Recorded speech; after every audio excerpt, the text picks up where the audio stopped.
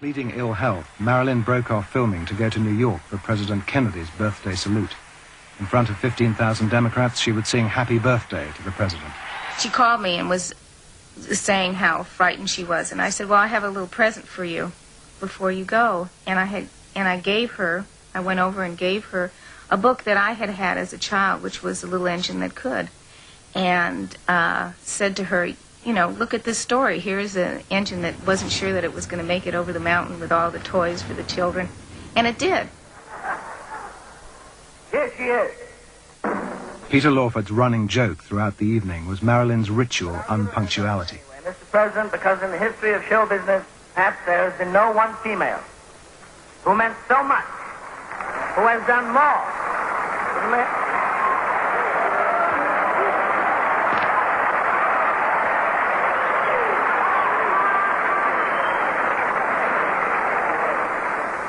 Mr. President, the late Marilyn Monroe.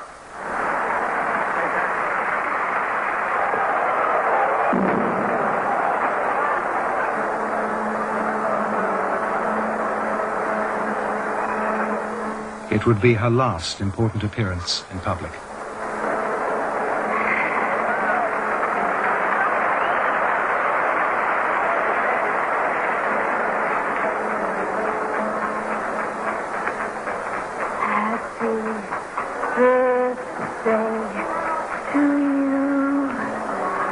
Happy birthday to you. Happy birthday, Mr. President. Happy birthday to you.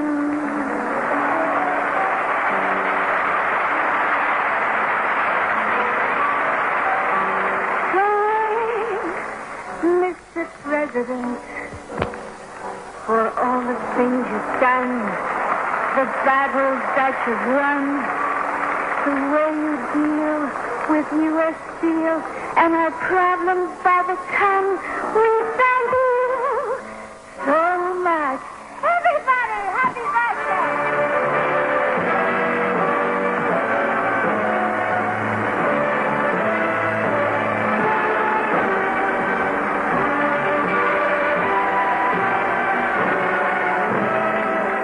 Historian Arthur Schlesinger met her at a party afterwards. One felt a terrible uncertainty, he wrote, as if talking to someone underwater.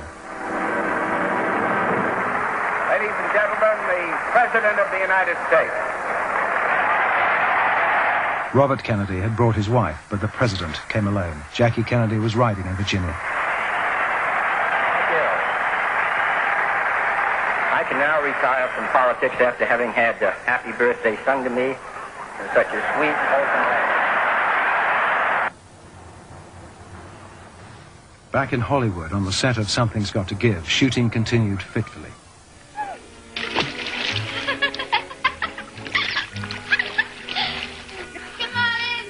Everyone was very pleased because they felt that Marilyn was ready to work and wanted to work and looked good, except for the assistant director. For everybody else kept talking about her vulnerability and her fragility. All he saw was that she always got her own way. And kept saying, next to her, Lucrezia Borgia is a pussycat. In 35 days filming, Marilyn showed up only 12 times. And there was this gradual sense of dissolution, of everything slipping away, kind of like the end of an era, like the fall of the Roman Empire. On June the 1st, the day of her 36th birthday, Marilyn left the studio for the last time. She had been to Dodger Stadium, where they had celebrated her birthday and had she'd thrown in the first ball. And some weeks later, I had seen, she came over with pictures of that event. And I said, gee, I think these look really terrific. And she said, no, look at the eyes. The eyes are dead. Would you have lunch with me? The producers of Something's Got to Give decided that Marilyn was acting in a kind of slow motion that was hypnotic. I'd be so grateful if you'd take it out. On June the 8th, she was fired. Meanwhile, Robert Kennedy was beginning to look as presidential as his brother.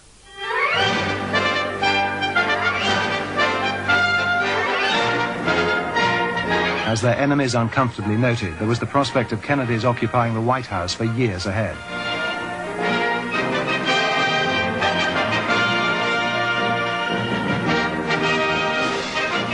The attempt to bug the Kennedys was unremitting.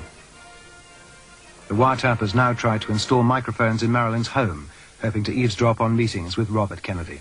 I received a call in spring of 1962 to have Marilyn leave her home so that a group of people could come in there and bug her home, for purposes of getting evidence on Bobby Kennedy. James says he turned the idea down flat. It was a criminal act. He wanted nothing to do with it.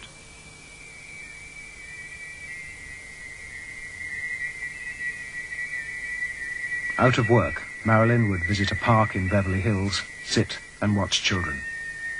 It was a children's playground, and she, for hours, could sit in the back of a tree, near bushes. She would hide, but she would watch those children for hours. The major frustration in her life was that she never had a child.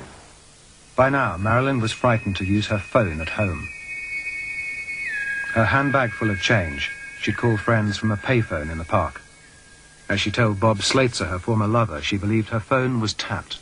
She was very paranoid about the whole thing. More paranoid than I would say the average person would be, only because of the circumstances that led all the way to Washington. She was also scared. At one point, she told me that she was even scared for her life. Marilyn, it seems, was right. According to our sources, technician Bernie Spindell had managed to place microphones in the house. I think wiretapping, indiscriminate wiretapping, is very dirty business. And I couldn't agree more strongly. I think that penalties should be increased for those who use wiretapping without the control of some law enforcement agency. In the war between the Justice Department and Jimmy Hoffa, both sides were bugging each other. According to Teamsters official Chuck O'Brien, Jimmy Hoffa made deliberate attempts to alarm Robert Kennedy. Speaking on a Teamsters phone line he believed bugged by the Justice Department, Hoffa boasted about having Marilyn and the Attorney General on tape. O'Brien says the message was supposed to get back to Robert Kennedy. You could drop it on a phone and let it ride, and there's no question about it. The guy listening would bring it to his supervisor, and they'd mark it file, you know, for somebody's eyes only, and the word got back. It got back. There's no question about it.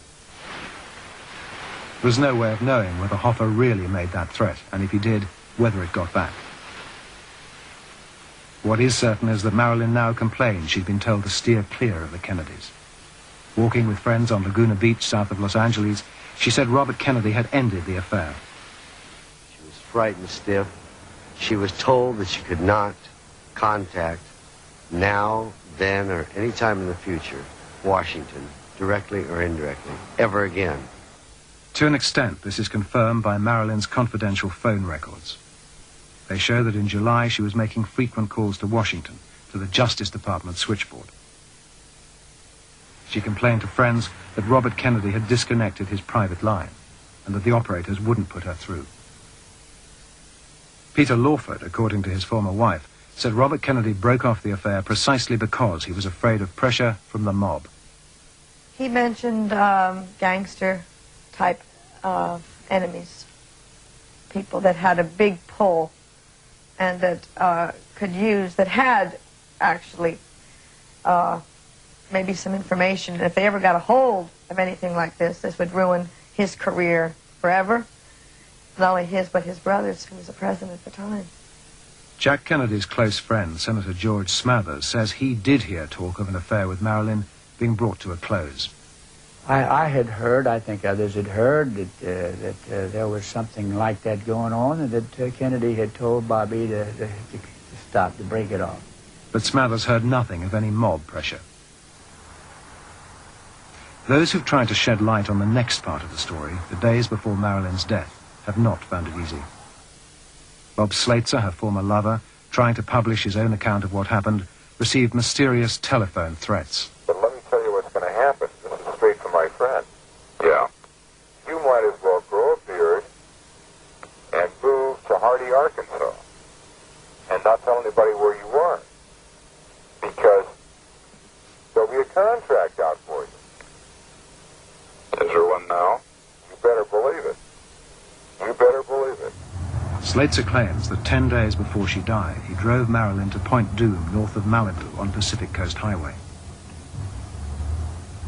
Sitting on the beach, she showed him a diary containing details of her meetings with Robert Kennedy.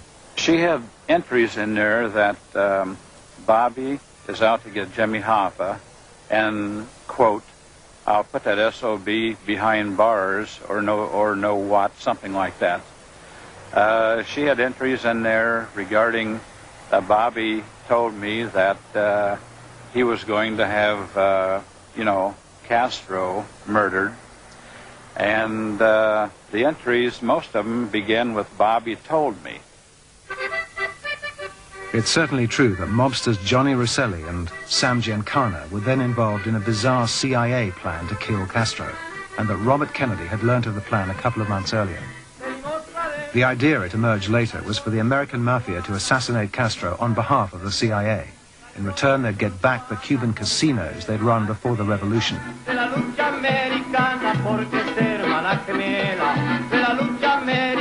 Slater could have got his story years later from published sources. However, if it's true, Marilyn had been told one of the administration's deepest secrets. I told her that walking around with that was just like having a walking time bomb, and not to tell anybody else about it.